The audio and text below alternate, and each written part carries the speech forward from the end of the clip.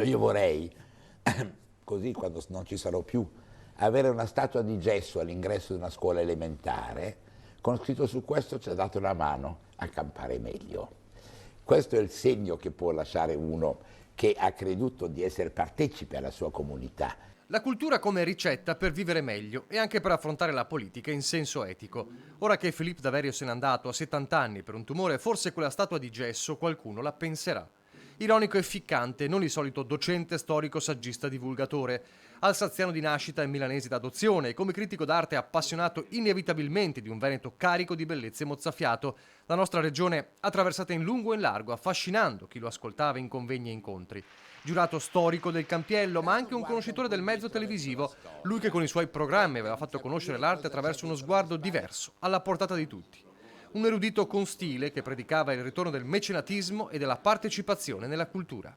È venuto il momento di tirare dentro la società viva per ridare vita alla struttura della cultura italiana, che in realtà è quello che abbiamo sempre fatto, perché non avremo le chiese, in Italia non avremo la nostra formidabile articolazione di patrimonio se non fosse stato perché tutti hanno partecipato. Pure affascinato dalla politica, assessore alla cultura del Comune di Milano negli anni 90, poi anche a Salemi nella giunta di Vittorio Sgarbi, candidato in provincia a Milano nel 2009, fino all'ultima avventura alle elezioni europee 2019 con Più Europa.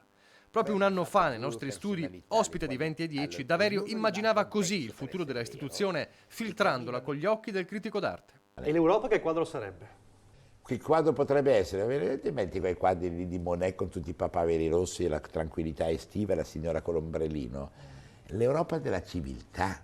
Europeista ma anche autonomista convinto e contrario ai populismi. Lo spread non è dovuto alla cattiveria del Macron o della Merkel, lo spread è il mercato è per definizione libero, non si controlla, è come la borsa, cioè se uno fa stupidate in borsa gli va giù il titolo, non perché la borsa è cattivo, perché lui è stupido, sono due realtà diverse.